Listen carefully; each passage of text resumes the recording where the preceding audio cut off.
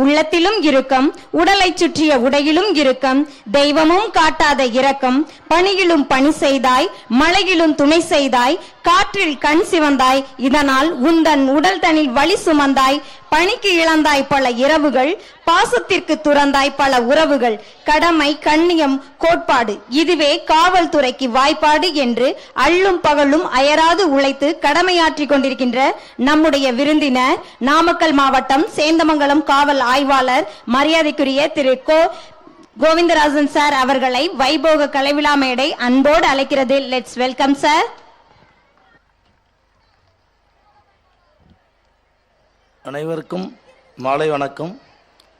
மேடை பேச்சில் எனக்கு அதிகமாக வராது.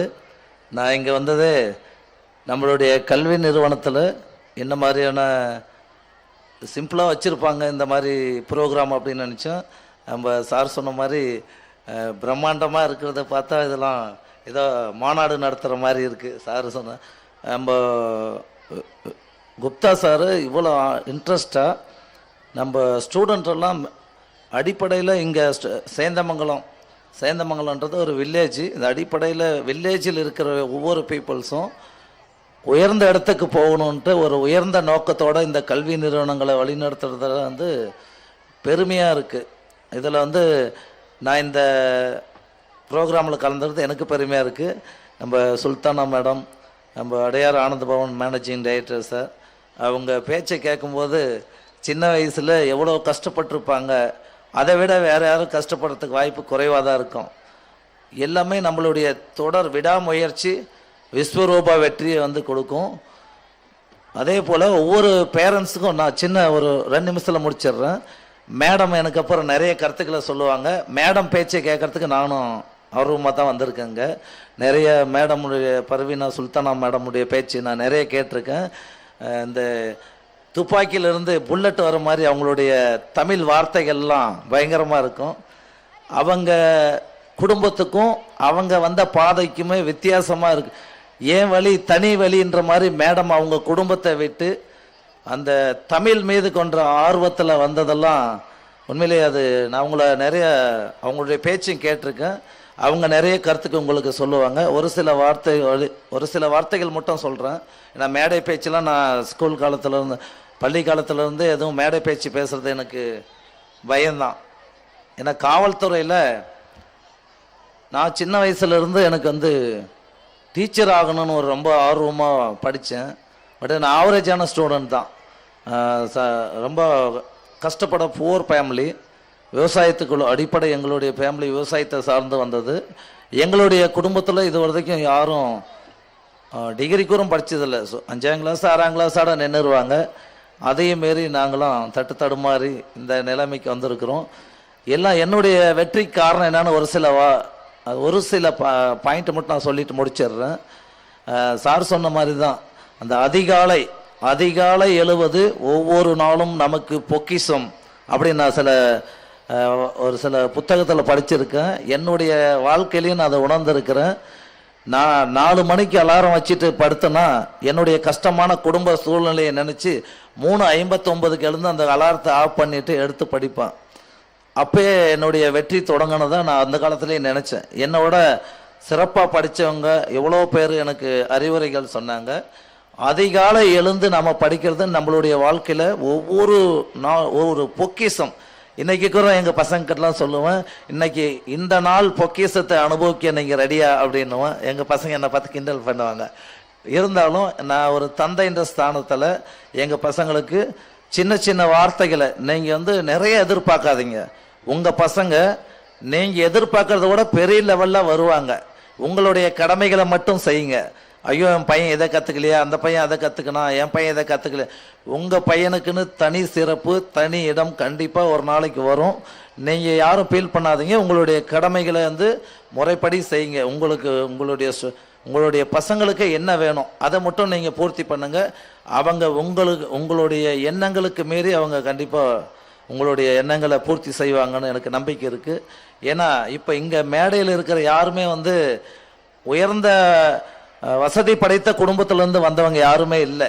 எல்லாமே அவங்களுடைய குடும்ப பேக்ரவுண்டை எடுத்து பார்த்தா அடிப்படையில் ரொம்ப கஷ்டப்பட்டு வாழ்க்கையில் எதிர்கொண்டு தான் வாழ்ந்தோம். நம்ம நினைக்கிற மாதிரி நம்மளுடைய வாழ்க்கை போகாது. நாம் நிறைய கடினமான சூழ்நிலையில் சார் சொன்னாங்க, அந்த வார்த்தைகள்லாம் நான் அனுபவிச்சிருக்கேன். கடினமான நமக்கு ஒரு சூழல் வருது, இனிமேல் நம்ம வாழ முடியுமா, இனிமேல் நம்மளுடைய வாழ்க்கையில் நம்ம குடும்பத்தை நம்ம முன்னெடுத்து போக முடியுமா அப்படின்ற ஒரு சூழல் வரும்போது நாம் எடுக்கக்கூடிய ஒவ்வொரு முடிவும், அந்த திடகாத்திரமான முடிவு தான் நம்மளுடைய வாழ்க்கைக்கு உயர்ந்த இடத்துக்கு வரும். சாதாரணமாக ஒரு கஷ்டமான சூழல், இனிமேல் வாழவே முடியாது அப்படின்ற ஒரு சூழல் வரும்போது நம்ம எந்த மாதிரி நம்மளை மேம்படுத்திட்டு அடுத்த லெவல் வந்ததை ஏற்றுட்டு இதிலிருந்து நம்ம எப்படி திரும்ப டெவலப் ஆகணும் அப்படின்றது. ஒரு மரத்தை துண்டாக வெட்டிடுறோம், அந்த மரம் அதோட செத்து போயிடுறதில்ல, அதுலேருந்து ஒரு வேர் அடுத்து ஒரு வேர் அடுத்து ஒரு மரம் டெவலப் ஆகுதில்ல. அதே மாதிரி தான் நம்மளுடைய வாழ்க்கைக்கு எந்த கடினமான சூழல் வந்தாலும் அந்த சூழலை எதிர்கொள்கிற மனப்பக்குவத்தை மாணவர்களுக்கு நம்ம குப்தா சார் சொன்னாங்க. அந்த வார்த்தைகள் உண்மையிலே அது ரொம்ப மாணவர்களுக்கும் ஒரு எழுச்சியூட்டும் வார்த்தைகள்.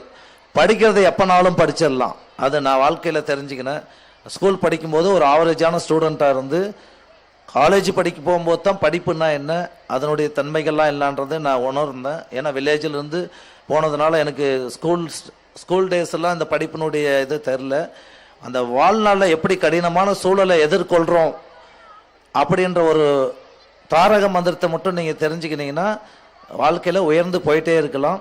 அதே போல் எந்த ஒரு ஸ்டூடெண்ட்டும் அவங்க பேரண்ட்ஸும் உங்களால் முடியும், நம்மளால் முடியாத விஷயம் யாராலையுமே முடியாது, அந்த மாதிரி ஒரு குறிக்கோளாக அந்த வார்த்தைகளை எடுத்துக்காங்க. என்னால் தான் முடியும், இந்த உலகத்தில் என்னால் தான் முடியும், வேறு யாராலையும் முடியாது அப்படின்னு பாசிட்டிவான திங்கிங் உங்கள் மனசில் உருவாக்கினீங்கன்னா நம்மளுடைய எண்ணங்களுக்கு ஏராளமாக பவர் இருக்குது. நாம் என்ன நினைக்கிறோமோ அதாகவே மாறிடுவோம். அதனால் எல்லா ஸ்டூடெண்ட்டும் இந்த கல்வி நிறுவனங்களில் சேர்த்த நீங்களும் பெருமையாக எடுத்துக்கணும்.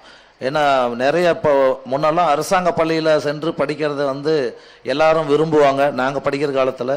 இப்போ எல்லாமே தனியார் மயமாக்கிற பள்ளிகளுக்கு தான் போக விரும்புகிறாங்க.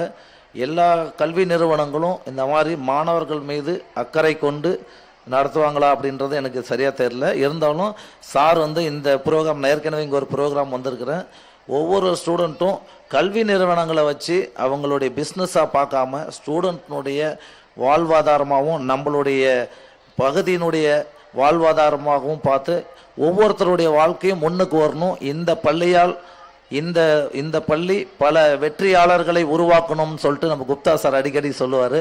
அதுக்கான தொடர் முயற்சிகளை எடுத்துகிட்டு வராங்க. அவங்களுடைய முயற்சி வெற்றி அடைந்து இன்னும் பல்வேறு மாணவர்களுடைய வாழ்க்கையில் ஒளியேற்றி பல மாணவர்கள் இந்த சமுதாயம், குறிப்பாக சேந்தமங்கலம், நான் காவல் ஆய்வாளராக பதவி உயர்வு பெற்று முதலில் இந்த காவல் நிலையத்துக்கு 3 ஆண்டுகள் ஆகுது. இந்த பகுதியில் பணி செஞ்சதை நான் பெருமையாக நினைக்கிறேன். பெரிய பெரிய கல்வி நிறுவனங்கள் கிடையாது, தொழில் நிறுவனங்கள் கிடையாது, எல்லாமே வில்லேஜ் விவசாயத்தை அடிப்படையாக கொண்டது தான். அந்த மாதிரி ஒரு இடத்துல நம்ம விவேகா குழுமம் மாதிரி நம்மளுடைய கிராம மக்களுடைய மேம்பாட்டுக்கு தொடர்ந்து